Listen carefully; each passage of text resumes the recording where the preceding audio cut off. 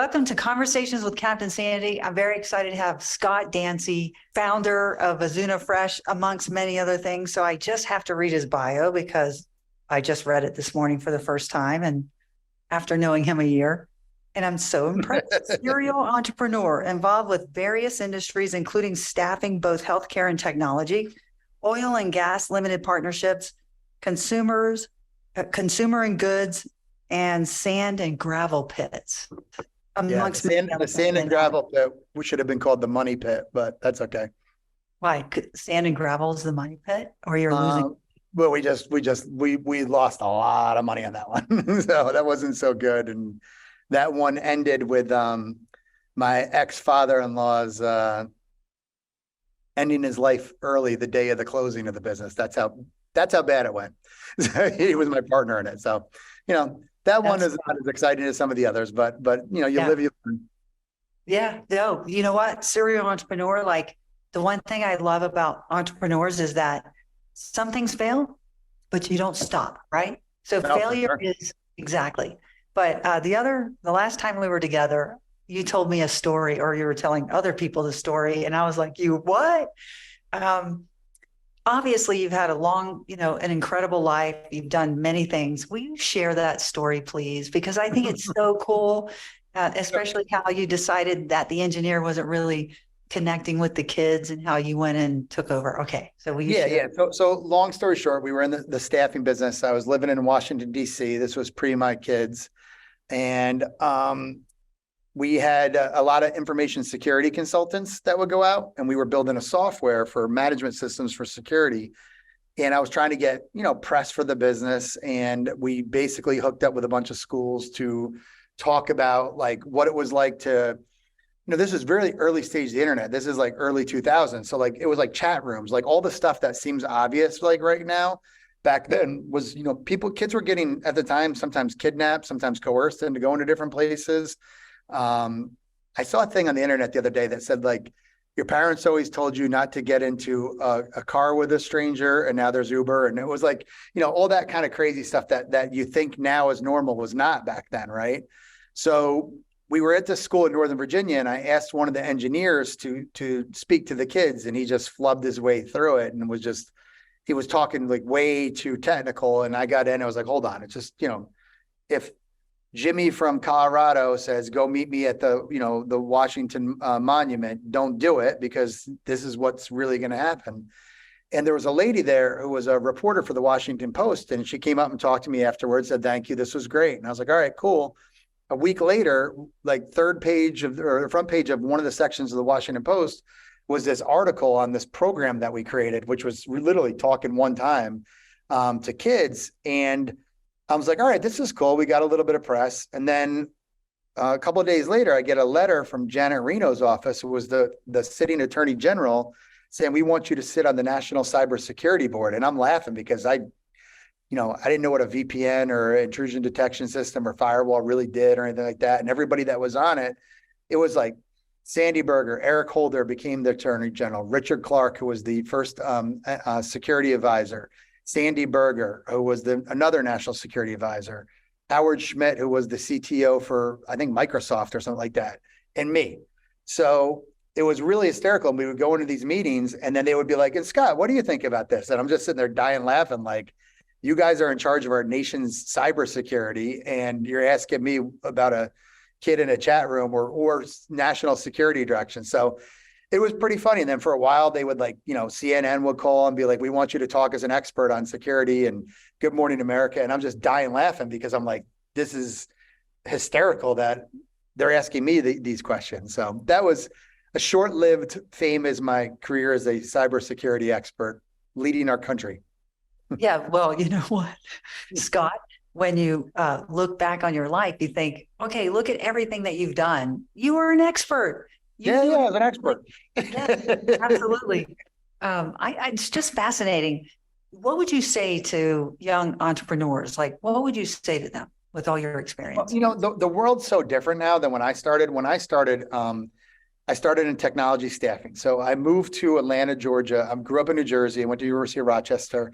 I was sick of the cold. Me and my buddy, Jay DiTullio, was going to chiropractic school down there. We drove down 2 red Toyota Tercels that were old and beat up, got all of our furniture, secondhand. And I took a job in staffing, and which basically meant we were placing accountants at the time, actually. And I did a couple deals and they're giving me so little money. I'm like, I'm never going to make any money doing this. So I went to another firm for 3 months, which was technology, which was really hot at the time. This was 1995. SAP was getting big. And the guy whose desk that I took had already went and started his own business. And like, I kept getting calls for him, and I called him. I said, dude, he's like, come over, let's do it together. So we started a business. We were killing it. We did that for about 5 years, which led into information security stuff. But then you could do a business, and I'm not saying you can't now. I mean, we literally had 2 card tables, phones that would break out all the time.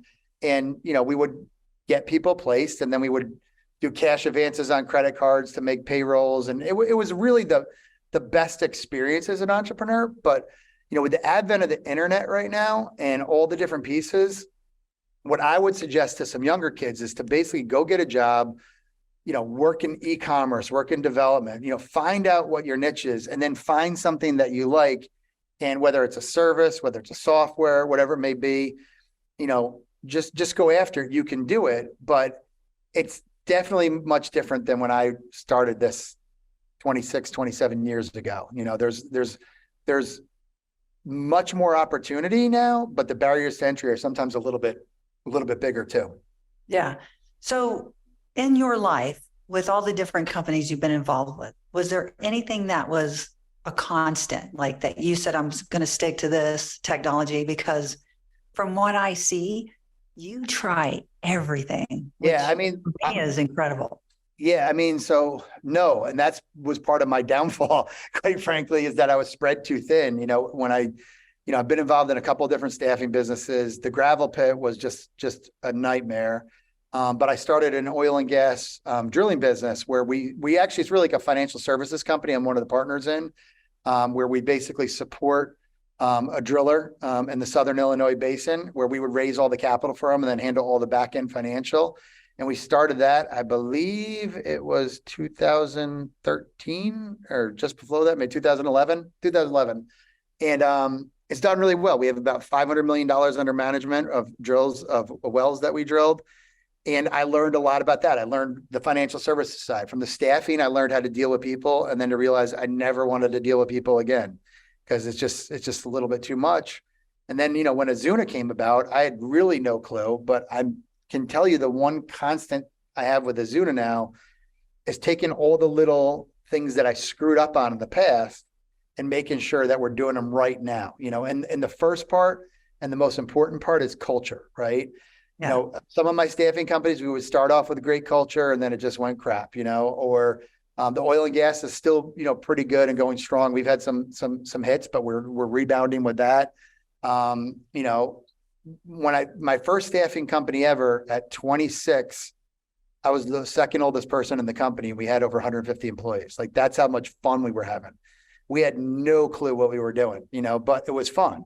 And I think Azuna is somewhat similar, but we've got a good mix of some people that are in their 50s and have sold businesses for $1 billion, to younger kids who, are content creators that are absolutely killing it, to, single moms who haven't worked in 15 years. It's a whole cadre, but the culture is so good right now. So I think the one constant is when it works, the people all work hard and they don't punch the clock.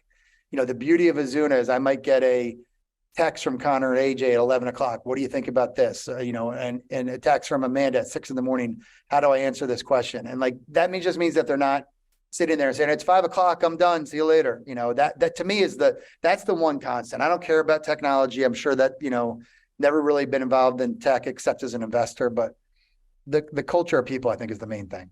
And it starts with you, because you created that culture. And I think it's really important for leaders out there that, the way things used to be in the corporate world and in business has shifted, especially since COVID, right? Since the lockdown. Oh, yeah. And when you give people that space, because Amanda has children, yeah. When they're in bed, she works harder, than when, she's getting them ready for school. You understand that. Yeah. And it's really great because then when you have leaders like you, they don't want to disappoint what I witness is that you empower people in a way where they do not want to disappoint you. And you create that loyalty because you trust them, right? So when you hire them, you're like, you got automatic trust, but the loyalty from gifting that trust is tenfold. So I grew up in northern New Jersey, and that's an area where, people always say, I'd kill for you or I'd die for you. And mostly they don't mean it really, except where I'm from, like people live that. So like I've spent the last 27 years, sometimes probably just being disappointed by people because you're walking, around and it's like, how come that person was looking at me funny? Nobody just hit him in the back of the head with a bottle, that was like the type of stuff, like you're just used to that stuff. And it's cool that this group of people has such a good, loyal base, and no one needs to die for anybody. No one needs to kill anybody, but it's very interesting. When I started Azuna, I wanted the first 3 cents to be called loyalty, honesty, and truth. And everyone was like, well, what the hell does honesty smell like? I said, I don't know. I just think it would be a good marketing. And part of me wishes we still did, because it's just, I don't know. I was involved in a bunch of different staffing businesses. Some went great. Some, went well, but there was, you get what do they call that? The fox in the hen house, and they screw up everything and relationships get ruined. And I've seen that happen. Yeah. And I don't really care what happens with Azuna. Like I care, but I want it to work, but I really want it to work for everybody too. And I want everybody to enjoy the journey. We could sell this thing for a lot of money right now, and it just doesn't make sense to. It's it's like, have fun. This is the first time in 20 years I've actually had fun in a business. So that part is cool to me. So, but thank you for noticing that, because I think we do have a really, really good staff of people too. Yeah. So I want to talk about Azuna Fresh and the product itself. What inspired you to create such an incredible product? And tell me about that. So I just gone through a separation, and I was living in a rental, and my washing machine broke, and it just smelled like that sitting water. And I was like, this is disgusting, right? So my friend Keith Green, who's a partner in the business, comes by, and he was picking up his son who was playing basketball with my son. And he brings me over this little tea tree odor eliminator, and I put it in there and it worked. And I'm like, Keith, this is amazing. And you ever see the movie Envy with Jack Black and Ben Stiller? Yes. So they create Poop Be Gone. That was the first thing I go, dude, you got Poop Be Gone. This is amazing. What are you doing with it? And they really didn't do anything with it for a couple of years. They're selling it like hockey bags and maybe doing a little bit a day. So long story short, a couple of years later, I said, let's do it. And, we came up with the name Azuna, kind of is a offhand thing, which I love the name. And then we basically went over and started doing the sprays and the wipes. And then we got the world's, everyone's favorite captain involved, and it helped legitimize the business. And now we've got other, superstar influencers and athletes, and we got a big announcement coming next week. So, we're going to be glad I didn't say anything. It's okay. I mean, we can, we'll see it, but we're going to be, we're in Buffalo, New York, and Buffalo is, sometimes not that high profile of a city.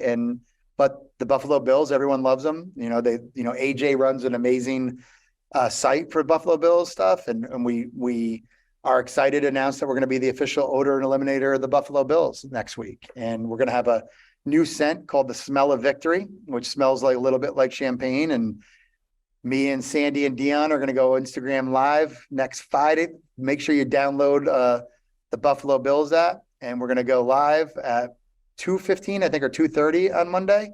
And then we're going to have a hell of a party. Yeah, I'm excited. What I want to talk about, the Buffalo, people from Buffalo, every person that I've ever met from Buffalo, there's a passion and a pride that lives within them. That is Buffalo, right? So that's awesome. I mean, that's why I've called it home for 20 years. And you had the similar thing in New Jersey where everyone's like, oh, what exit or what part of swampland do you live in? And then Buffalo is the same thing. What do you lose the Super Bowls? Oh, what do you only eat chicken wings? So I think when you live in places like that, where more people leave than come into, there definitely is that pride. And the cool thing about Buffalo people is a lot of them have gone to Charlotte, Florida, whatever. If you go to a Buffalo Bills game in Miami or Arizona or LA, there's more Bills fans there than there are in these major cities for their home team. So it's pretty crazy. Like, I'm almost nervous how much of this scent smell of victory we're gonna sell next week, because Buffalo fans are passionate. They're crazy. And we had a 17-year drought without making the playoffs, and people, still went to the games. I will always remember, my son is sitting over here, the day that the Bills went to the playoffs for the first time in, like, I think it was like 5 years ago. And it wasn't even on their own accord. The Bills win the game, and they had to have Baltimore or Cincinnati beat Baltimore to do it. It's 4th and 9, 50 seconds left, and friggin' Cincinnati scores a touchdown, right? Like, with like no time on the clock, and the Bills players are going nuts. I'm on the phone. Me and Cole are trying to figure out. I thought we were going to Kansas City, so I booked flights to Kansas City. We did go to Jacksonville, and we go to that game. But the craziest thing about Bills fans is that they started a GoFundMe for Andy Dalton, who was the quarterback of the Bengals Foundation, for basically doing that. They've raised $450,000 in 3 hours. What? It's insane. When the current quarterback, Josh Allen's grandmother, died, they in $17 increments, and it started a Patricia Allen Fund at Oshai Hospital, who's somebody that we do some work with, and they've raised millions of dollars for it. Like, when Lamar Jackson for the Ravens came in and got a concussion, they donated $250,000 to his backpack fund. Like, it's literally unreal what the fan base is like here. So it's really, really exciting. And it's a huge milestone for this little, 12-person company in Buffalo to do. I love your memory. I love that you're so passionate about football. Didn't you play football? Were you? Yeah, I played in high school and in college. I played at University of Rochester, which is a Division III school, and had a good time. But D3 at the time was great. But, you could get drunk the night before, miss practice, and stuff like that. You still, had your opportunities. But I mean, I'm still very close with a lot of my friends from then. And, like, the one thing about sports that I think is really cool is it doesn't matter good, bad, and different. It's like the camaraderie of it, and your teammates. And, I'm on group texts with guys from college and high school still more than I talk to my, current friends here. And it's pretty funny. So that's incredible. Scott, you are an incredible leader, entrepreneur, father, and I'm just so grateful that we're in each other's lives now. Honestly, every time I spend time with you, I learn something new about you. And I told Evan, I go, I have so much fun. Although the last time we were together, I wasn't so well. But I was going to say same. And I'm going to tell a quick story about Sandy. She is the biggest trooper in the world. We had an event down in Clearwater 2-3 weeks ago, maybe. Yeah. And for one, she got stuck on the runway for about 13 hours in Denver to get there, which is why I literally have a private jet waiting in case you can't go out this weekend, because I'm like too nervous about the flight travel, right? And she finally gets there, shows up, and she's sick as a dog. And, if you spend any time— Not contagious. Let's just— and if you spend any time with Sandy, you realize that a lot of people come up and, I mean, if it was me, I would be like, oh my God, you're asking me the same goddamn story over and over and over again. But every time it's like it was like the first time she heard it, gives everybody attention. I saw it at the Annapolis Boat Show, other places. And it's just cool. It's cool to see. Like, wasn't that guy like a 3-star general or something like that came up that he turns out, he leaves work every day to go watch the show. Yes. Yeah. At the Air Force Base in Tampa. Yeah. Oh, that's crazy. Yeah, that's crazy. So I love that, because, you've been a big part, not just what we're doing with TT Marine, but like, it's kind of cool if people are like, oh, there's Captain Sandy. I'll at least click, and that's been helpful. And some of the Buffalo Bills staff members that we're working with are like the biggest fans. Like the girl that you're going to be doing it with, Maddie, like, she's so ridiculously excited to do this Instagram live, So you're probably gonna have to take a lot of friggin' pictures on Monday night. That's okay. I'm used to that. And, I've been given a platform. So why wouldn't I be joyous about it? So Scott, thank you. I do want to talk about AzunaFresh.com. that this product is incredible. We have the Lux glass pods, Yep. so we're environmentally friendly. And right now, I need to refill this I was gonna because say you need a refill. Yeah. I will. I got to tell you, I use that spray all the time because we Oh, have the a sprays.